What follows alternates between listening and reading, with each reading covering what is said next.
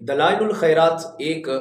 درود پاک پر مشتمل کتاب کا نام ہے، جس کے مصنف محمد بن سلیمان الجزولی الفاسی رحمۃ اللہ تعالی علیہ ہیں۔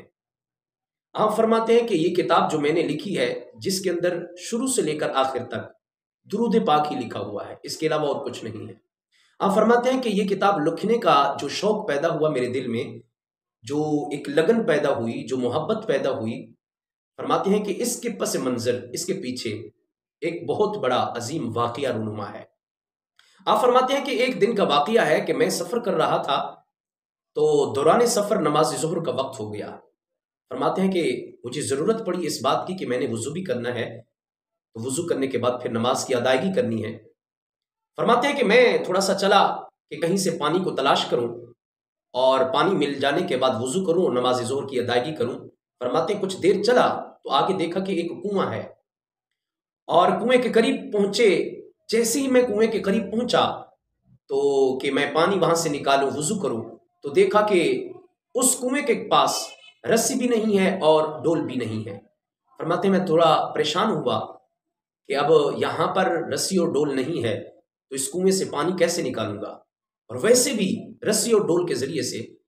کنویں سے پانی نکالنا ناممکن ہے اور مشکل ہے، اور ایسا نہیں ہو سکتا۔ لیکن کچھ چیزیں ایسی ہوتی ہیں جو ناممکن کو ممکن بنا دیتی ہیں۔ جب انسان کے ساتھ اللہ کی مدد ہو، جب انسان اللہ اور اس کے رسول کے راستوں پر چل رہا ہو، تو پھر یہ بات دور نہیں ہے، یہ بات کوئی بعید نہیں ہے کہ کوئی دنیا کی چیز ہو پھر تمہارے سامنے نہ آ جائے، یا تمہارے لیے دنیا کی کوئی مشکل وقت ہو یا مشکل گھڑی ہو، وہ تمہارے لیے آسان بن کر نہ آ جائے۔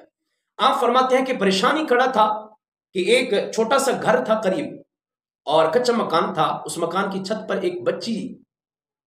چڑھ کر کہنے لگی کہ بابا، اے بزرگو، آپ خیریت سے پریشان کھڑے ہیں؟ تو میں نے کہا بیٹا، پانی نکالنا ہے کنویں سے اور وضو کرنا ہے، نماز ظہر کی ادائیگی کرنی ہے، لیکن یہاں نہ رسی ہے نہ ڈول ہے۔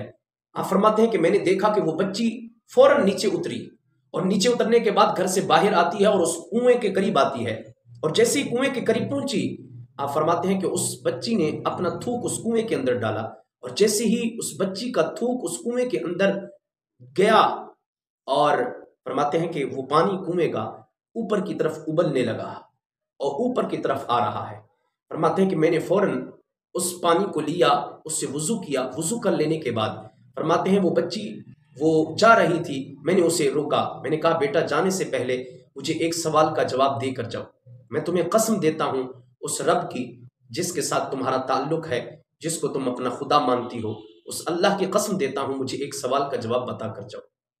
فرماتے ہیں کہ وہ بچی ٹھہری اور میں نے سوال کیا۔ سوال یہ کیا کہ بیٹا، یہ تو بتاؤ کہ یہ زبان کے اندر، یہ لعاب کے اندر اتنی طاقت آئی ہے تو کس عمل کرنے کی وجہ سے آئی ہے؟ کون سا ایسا کام کرتی ہو، کون سا ایسا فعل کرتی ہو جس کی فعل کرنے کی وجہ سے، جس کام کے کرنے کی وجہ سے اللہ نے آپ کے لعاب میں اتنی طاقت رکھی ہے؟ تو وہ بچی مڑ کر کہنے لگی، بابا جان، میں اور تو کوئی عمل نہیں کرتی، لیکن میں اتنا ضرور کرتی ہوں کہ اپنے گھر کی چار دیواری میں جب بھی کوئی کھانا پکاتی ہوں، جب بھی ہانڈی پکاتی ہوں، جب بھی میں اپنے ماں باپ بہن بھائیوں کا کام کرتی ہوں، جب بھی اٹھتی اور بیٹھتی ہوں، میں اپنے نبی حضرت محمد مصطفیٰ صلی اللہ علیہ وسلم کی ذات پر درود و سلام کا نذرانہ پیش کرتی ہوں۔